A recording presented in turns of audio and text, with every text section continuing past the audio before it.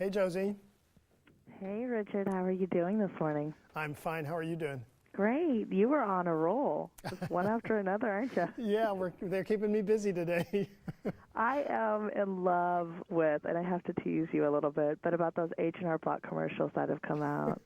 How clever. Well, I'm glad you like them. They were a lot of fun to make. It was an exhausting week, but we had a great time.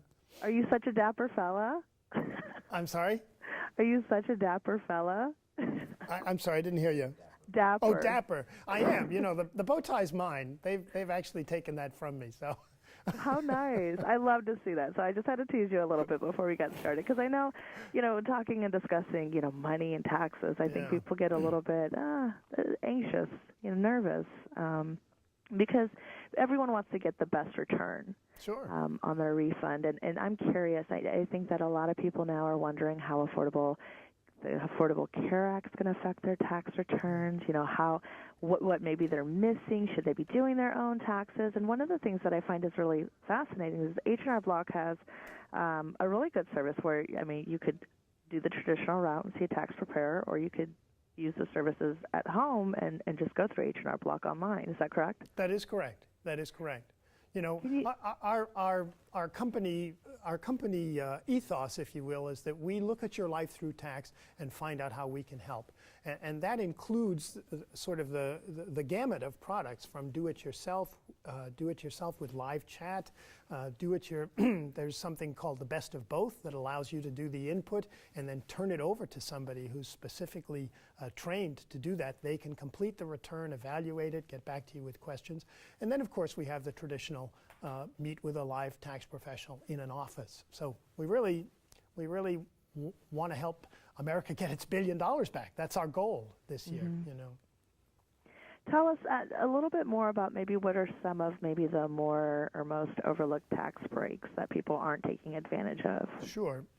Well, the study we did last year to come up with this $1 billion, we looked at tax returns that people had done themselves. We found that about half of the tax returns had inaccuracies, and half of the inaccuracies resulted in money being left behind. So it fell into two major areas: either deductions that people didn't take that they were entitled to, and credits that they didn't apply for that they were qualified for.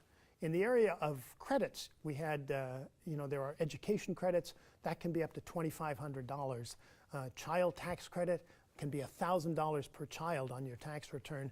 And for low and moderate income people, there's the earned income tax credit. For a family with children, that can be up to $6,000.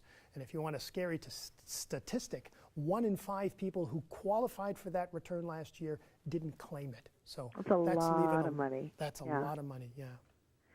So, is there hesitation? Are there rules that, you could only claim maybe, say they have parents who have a college kid that they've claimed books every 4 years. On the 5th year, they can't claim. Are there concerns that they've already claimed it, or are they just unaware of the benefits that are out there?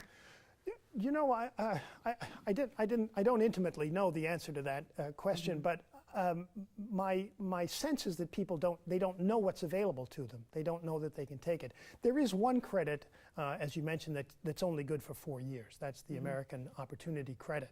But there are other education credits. There are 3 of them. There are actually 4 ways to take deductions for education.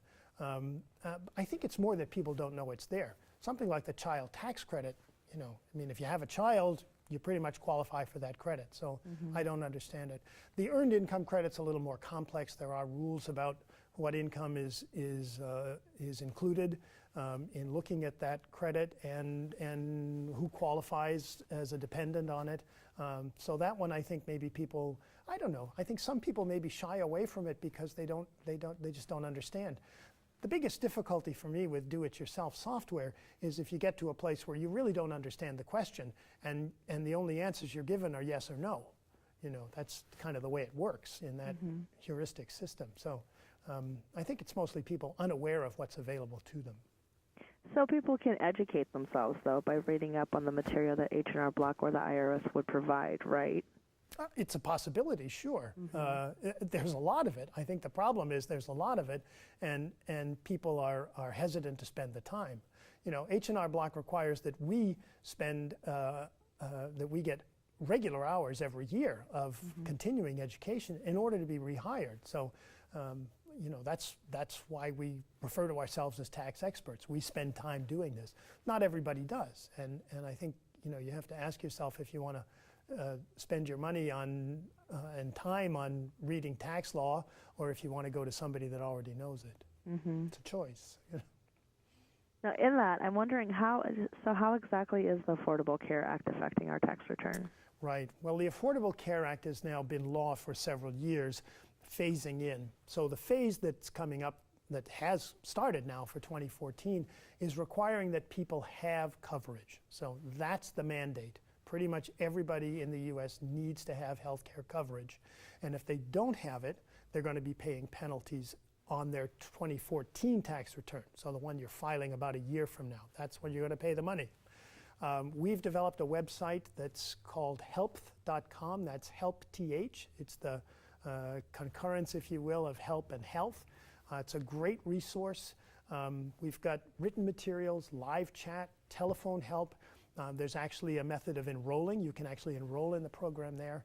And I think an important thing for people to know is that you know, we hear a lot of talk about the premiums that are going to have to be paid, but for many people there are going to be subsidies available to help them pay those premiums. In order to do that, you need to apply, and it's a complex process, and it's one where I think some expert advice is really going to pay off.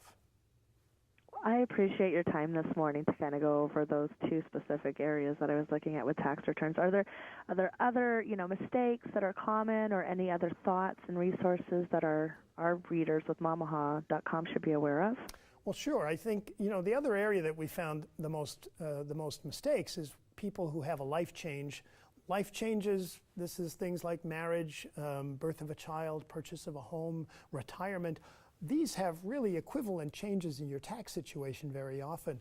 And the mistake we see from people who've been doing their own taxes is they tend to do the taxes without realizing that there's been a change in that situation due to the life change. So that's an area that I think people should be aware of and look for help. Help is available. We're at hrblock.com or 1-800-HR-BLOCK. We've got 11,000 offices, and our goal is to help America get its $1 billion back. Thank you so much for your time. Thanks, Josie. It's been a pleasure. Likewise. Bye-bye. Bye now.